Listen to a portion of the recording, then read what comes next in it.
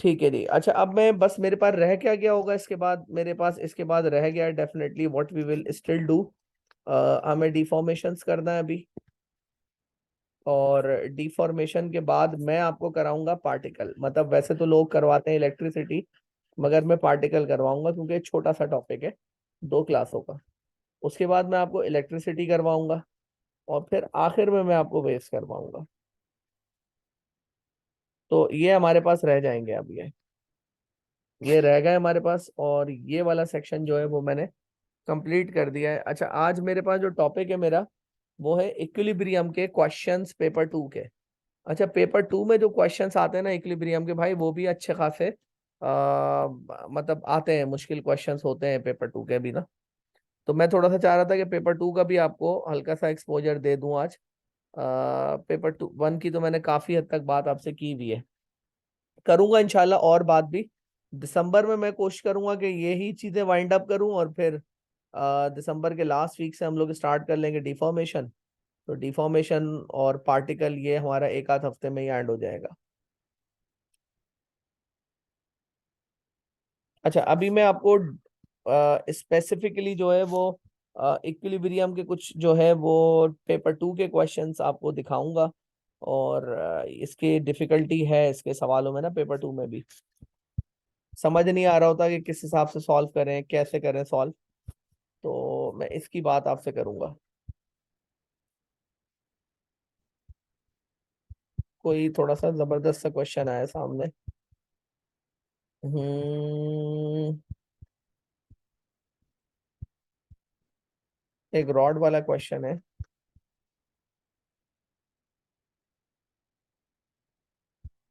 चले जी, इसको देखते हैं अपने पास ना, इस क्वेश्चन को देखते हैं। अच्छा, अब इसने मुझे सबसे पहले तो वही कहा हुआ है कि इक्विलिब्रियम की जो है वो 2 कंडीशंस आप बता दें। तो ये तो हम पहले से पढ़ते हुए आ रहे हैं कि resultant force must be zero and resultant moment must be zero. तो this is very easy. Now a uniform beam AC is attached to the vertical wall at end A. The beam is held horizontal. देखें, held horizontal का मतलब ये है कि the beam is actually at rest। अच्छा, rest में बोलने का मतलब होता है कि ऑब्जेक्ट आपका इक्विलिब्रियम के अंदर है। चाहे क्वेश्चन साफ साफ लफ्जों में बोले या ना बोले, हमें ये बात समझ आ जानी चाहिए कि the question is saying that it is in equilibrium.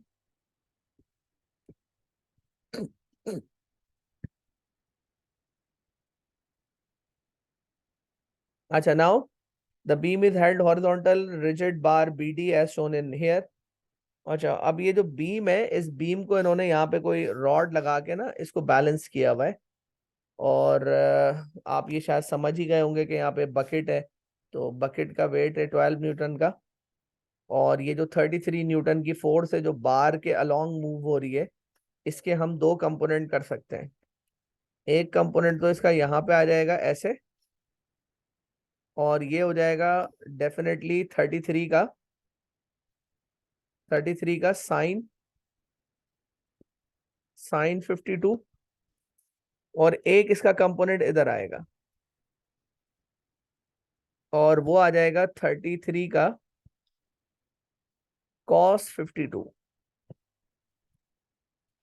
तो इसका मतलब ये हुआ कि हमारे पास इस रॉड पे ये जो बीम है ना बेटा, ये ABC बीम है, इस पे C पॉइंट पे एक डाउनवर्ड फोर्स लग रही है। और C पॉइंट पे जो डाउनवर्ड फोर्स है वो 12 न्यूटन है। I am just making the diagram once again. और एक यहाँ पे फोर्स लग रही है इस पे बॉडी पे, और ये फोर्स है बेटा आपकी 33 साइन 52। ठीक है जी, और एक इसका वेट एक्ट कर रहा है इसके मिडिल में W। ठीक है, W इसका वेट एक्ट कर रहा है। अच्छा, अब मुझे ये पता चला कि इसका ये वाला भी कंपोनेंट ऐड कर रहा है 33 cos 52, मगर ये मोमेंट कॉज नहीं कर सकता ना। It can not cause the moment. अगर मैं इस पॉइंट को पिवट कंसीडर कर लूं, if I consider this point as a pivot, तो ये जो 33 cos 52 है, it can not produce any moment because इसका लाइन ऑफ एक्शन पिवट में ही आके मर्ज हो रहा है। So there is no possibility of having the moment at all. Now this 12 Newton force is having the distance from the pivot. तो 12 Newton force का pivot से डिस्टेंस बनता है, अल्लाह भला करे, 0.30 0.10, यानी कि इसका जो डिस्टेंस बनता है वो 0.40 मीटर बनता है। और ये जो 33 का बनता है यहाँ से लेके यहाँ तक, वो 0.30 बनता है। और जो इसका मोमेंट बनता है, इसका जो सॉरी डिस्टेंस बनता है वो 0.20 बनेगा, क्योंकि यूनिफॉर्म है ना। तो यूनिफॉर्म है तो इसका मतलब ये मिडिल पॉइंट होगा ना, तो मिडिल पॉइंट यानी कि यहाँ से लेके यहाँ तक का डिस्टेंस 0.2 मीटर होगा। ठीक है। अच्छा, अब अगर ये रॉड बैलेंस है, अब अगर ये रॉड बैलेंस है तो मैं इसका वेट कैलकुलेट कर सकता हूँ, क्योंकि वेट की वजह से जो मोमेंट कॉज होगा ना वो क्लॉकवाइज होगा, और बाकी इस वाली फोर्स की वजह से भी जो मोमेंट कॉज होगा वो एंटी क्लॉकवाइज होगा। और हाँ, बाकी जो 12 न्यूटन है इसकी वजह से भी जो मोमेंट कॉज होगा वो क्लॉकवाइज मोमेंट कॉज होगा। तो हमें ये पता है कि अगर रॉड इक्विलिब्रियम में है तो एंटी क्लॉकवाइज यानी ACM, anti clockwise moment must be equal to clockwise moment. तो हम लोगों ने करा क्या कि एंटी क्लॉकवाइज मोमेंट में डाल दी 33 साइन 52, और इसका डिस्टेंस कितना आ रहा है पिवट से, 0.3 है। और क्लॉकवाइज वाली साइड पे मैंने दो चीजें डाल दी, W multiply by 0.2 plus 12 multiply by 0.4। आप मुझे इस इक्वेशन में से W निकाल के दे देंगे जरा? Yes, please find out W।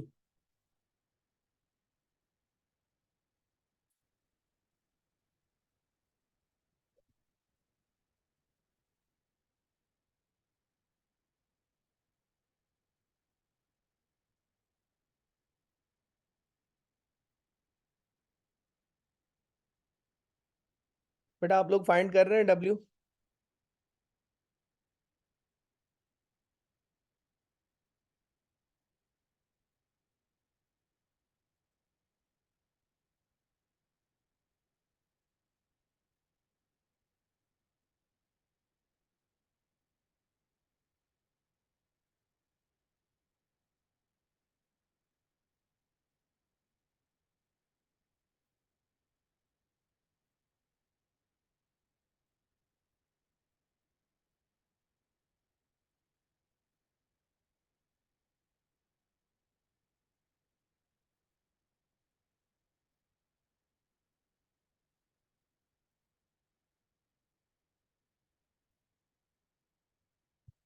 बेटा W निकालिएगा इसका, जरा कैलकुलेटर करें और W बताएं कितना निकल के आ रहा है। ये इक्वेशन है ना 33 साइन 52 इंटू 0.3,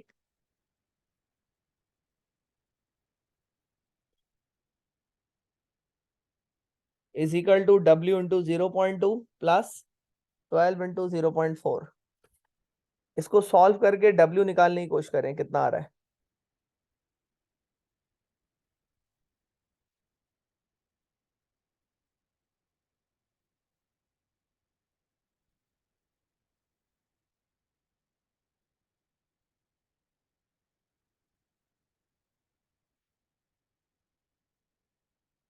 जी आहिल निकालें बेटा, W कितना आ रहा है।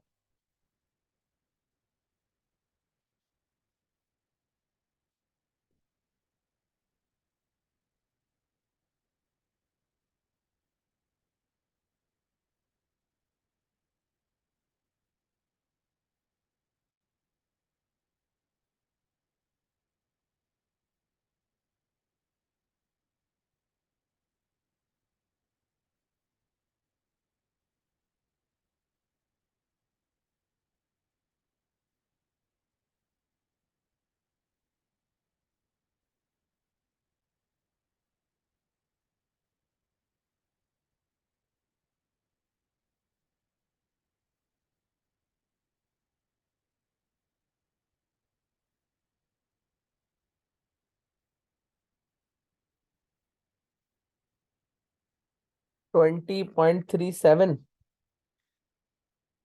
और एक आ रहा है 15.01। तो बेटा कोई एक आंसर हो सकता है इसमें से सही। अब वो आंसर क्या होगा?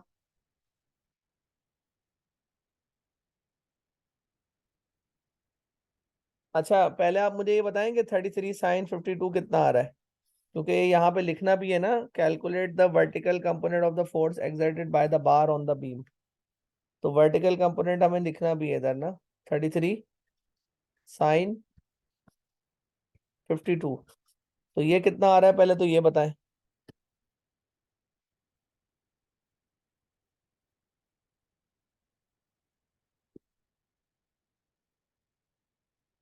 ये 26 आ रहा है ना, ठीक है। तो जब ये 26 आ रहा है तो इसका मतलब ये कि W का जो आंसर होगा वो मैं अगर निकालूंगा तो वो हो जाएगा बेटा 26 माइनस 12 × 0.4 डिवाइडेड बाय 0.2। अब बताएं इसका सॉलिड आंसर क्या आ रहा है वेट का।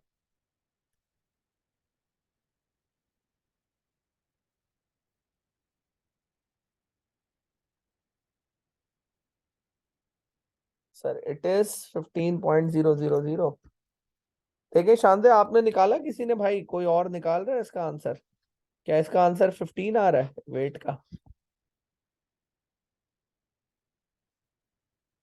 26 - 12 × 0.4 डिवाइडेड बाय 0.2।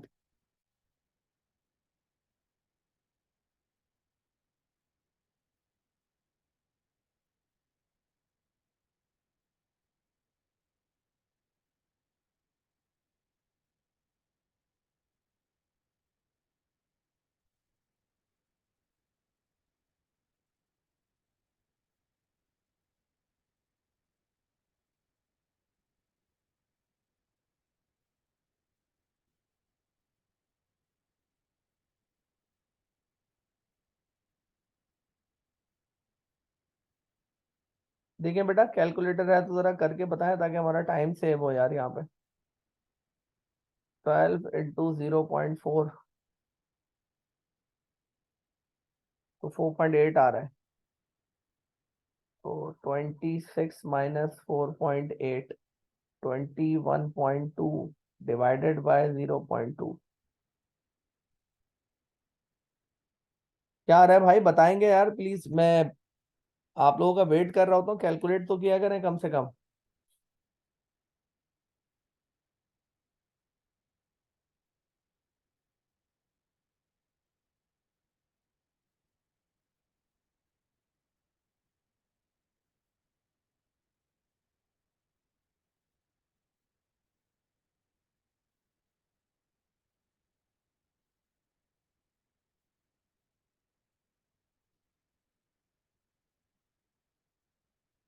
अच्छा आप लोग ये बताएं 33 sin 52 यही आ रहा है सबके पास?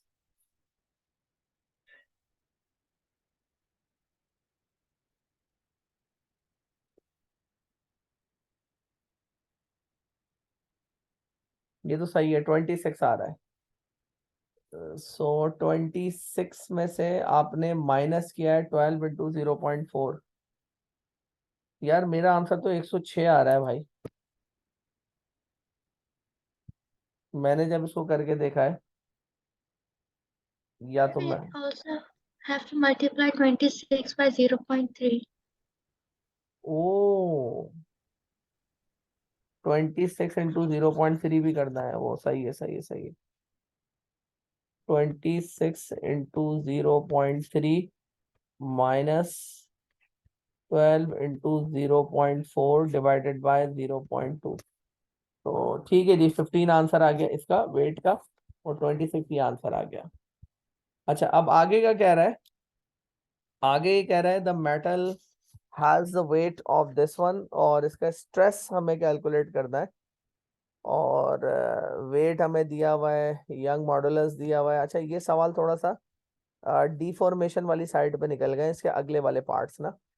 तो इसका जो पार्ट ए था वो तो अभी तक जितना हमने पढ़ा है उससे रिलेटेड है, और इसका पार्ट 1 और 2 भी रिलेटेड है। बट ये वाला जो पार्ट है ये आपका है तो इंक्लूडेड सिलेबस में, बट अभी हमने इसको टच नहीं किया, पढ़ा नहीं है इसके बारे में, तो इसको तो हम छोड़ रहे हैं फिलहाल।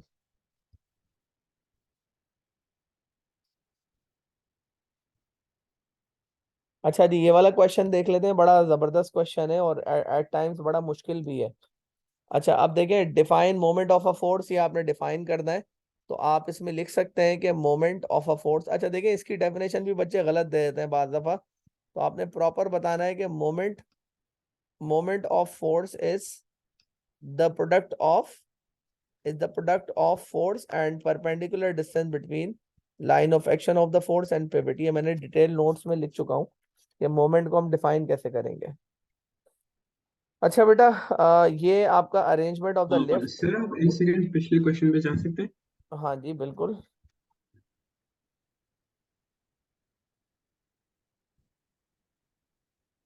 जी बेटा, ये ठीक है है सर। अगर।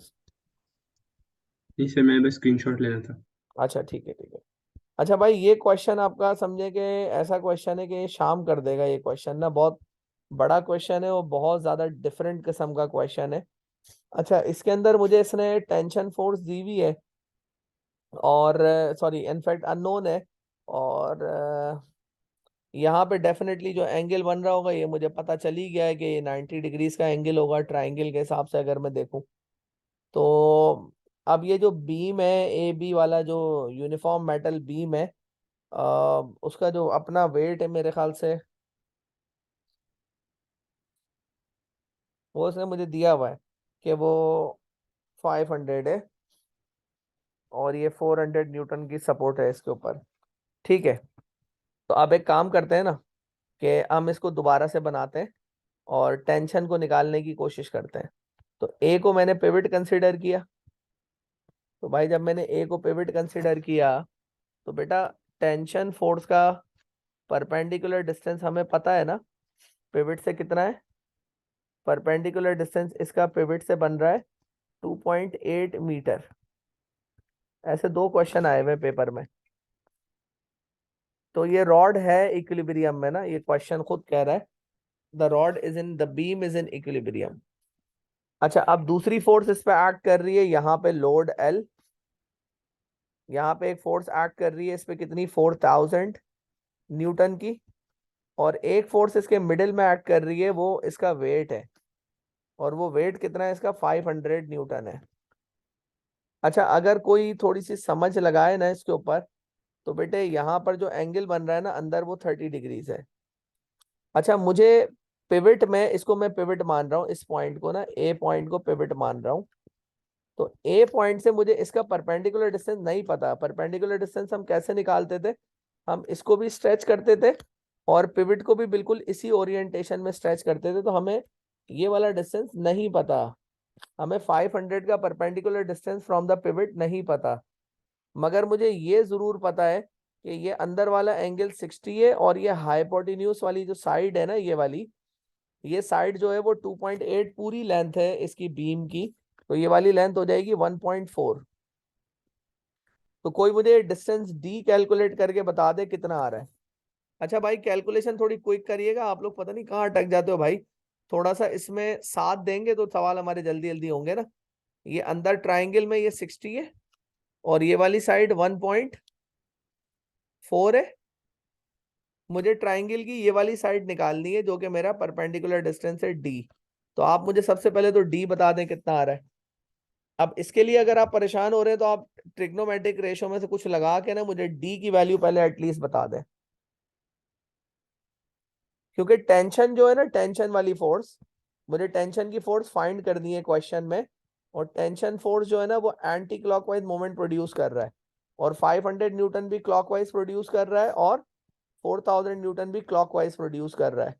मगर मुझे 500 न्यूटन का ना पिवट से परपेंडिकुलर डिस्टेंस नहीं पता। तो for that I am using some trigonometry to get the perpendicular distance. तो मुझे डी निकालना है। तो आप कॉस लगा सकते हो इसमें। कॉस थीटा बराबर होता है एडजेसेंट अपॉन हाइपोटेन्यूज के। तो ये हो जाएगा कॉस 60।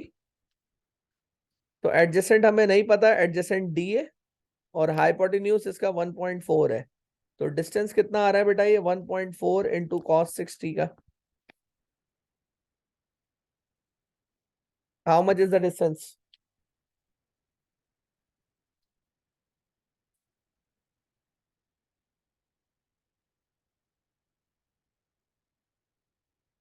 जल्दी में कैलकुलेट करके चैट में लिख दिया करें ताकि मेरा सवाल आगे बढ़े।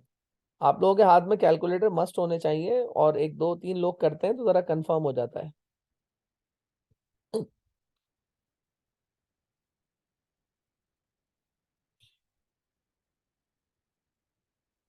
ठीक है जी, ये आ गया 0.7। तो बेटा 0.7 500 न्यूटन का परपेंडिकुलर डिस्टेंस है, यानी कि 500 न्यूटन का जो पिवट से परपेंडिकुलर डिस्टेंस है वो 0.7 मीटर है। तो अब ये 4000 न्यूटन का कितना होगा, वो डेफिनेटली इसका डबल होगा, वो 1.4 मीटर हो जाएगा। यानी कि इस फोर्स में और पिवट में जो परपेंडिकुलर डिस्टेंस है, इस वाली फोर्स का परपेंडिकुलर डिस्टेंस 1.4 मीटर है, और इस वाली फोर्स का परपेंडिकुलर डिस्टेंस 0.7 मीटर है पिवट से। अच्छा, अब अगर कोई कहता है नहीं सर मैं ये भी निकालूंगा 4000 वाला भी, तो आप 4000 वाले के लिए थोड़ा बड़ा ट्राइंगल कंसिडर कर लें। तो आप जब बड़ा ट्राइंगल कंसिडर करेंगे तो ये साइड, ये तो एंगल तो 60 रहेगा, मगर ये 2.4 हो जाएगा। तो जब आप इसका डिस्टेंस कैलकुलेट करेंगे तो वो cos 60 मल्टीप्लाई बाय 2.4 होगा, तो इसका आंसर डेफिनेटली 1.4 मीटर आएगा। तो देखिए दोनों का परपेंडिकुलर डिस्टेंस हमने फाइंड कर लिया।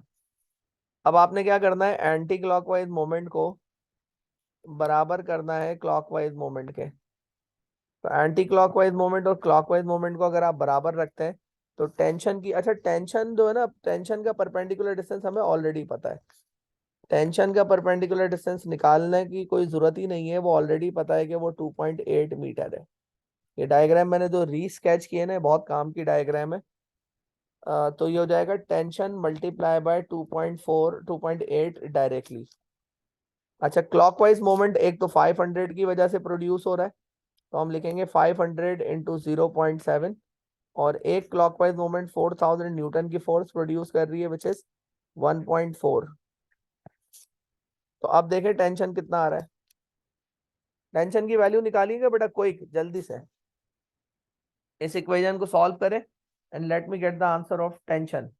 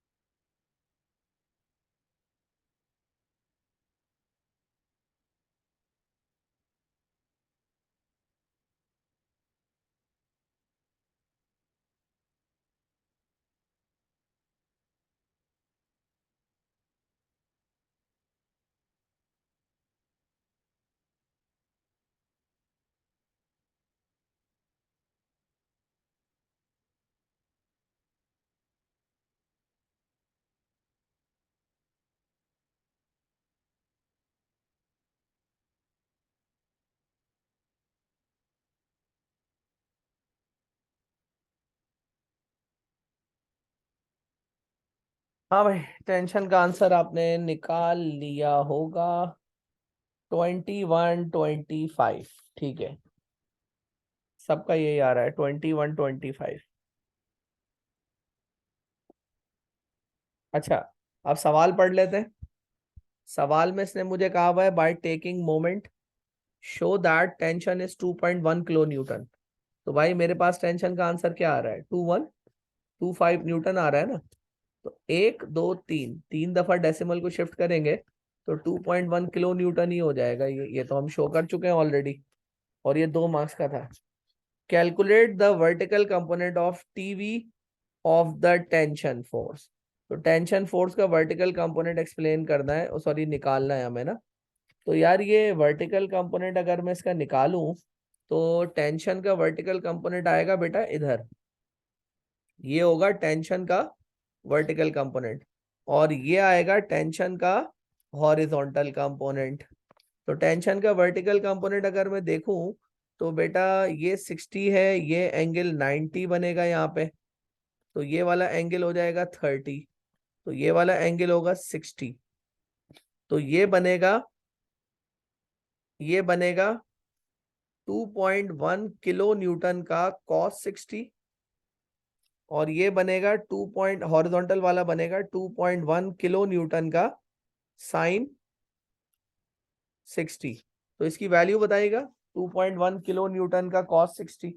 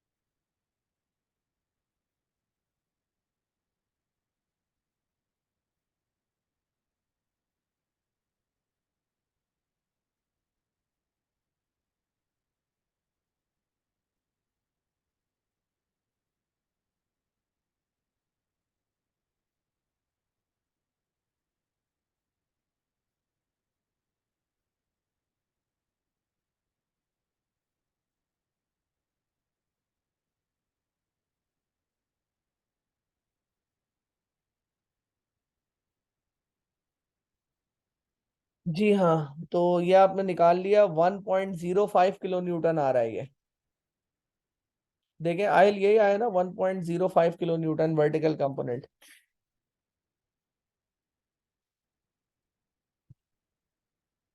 One point zero five kilo newton आ रहा है ये, ठीक है। तो ये मैंने निकाल के दे दिया कि ये 1.05 किलो न्यूटन आ रहा है। इनफैक्ट इसने न्यूटन में पूछा है, तो मैं 1050 लिख दूंगा इसमें। State and explain TV does not equal the sum of load and weight of the beam although the beam is in equilibrium. ये बड़ा टेक्निकल क्वेश्चन है। देखिए इन्होंने मुझे क्या कहा है कि अगर हम देखें, तो इस रॉड के ऊपर अगर टेंशन का अपवर्ड कंपोनेंट जो है वो 1050 न्यूटन है, तो ये वाला कंपोनेंट क्या होगा बेटा, ये वाला भी बताइएगा जरा। 2.1 का साइन 60 कितना आ रहा है? 2.1 का साइन 60 कितना आ रहा है?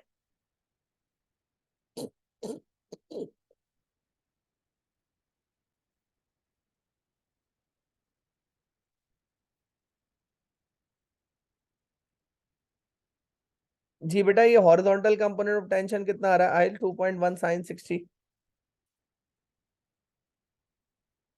1.81 आ रहा है किलो न्यूटन ना। तो 10810 हो जाएगा न्यूटन में, 1080 हो जाएगा इनफैक्ट, 1810 सॉरी, 1810 न्यूटन। तो ये ऐड कर रहा है 1810 न्यूटन।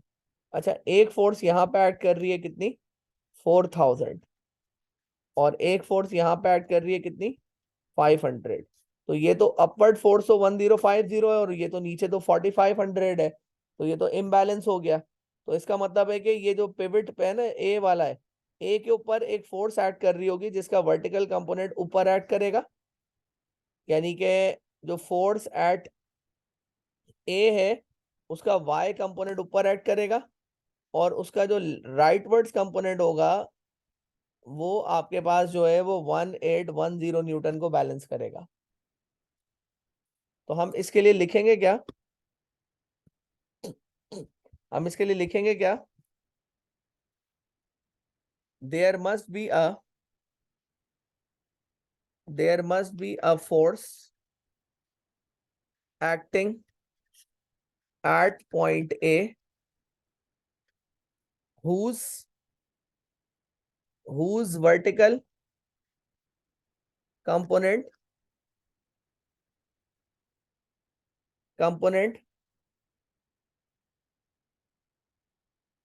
balances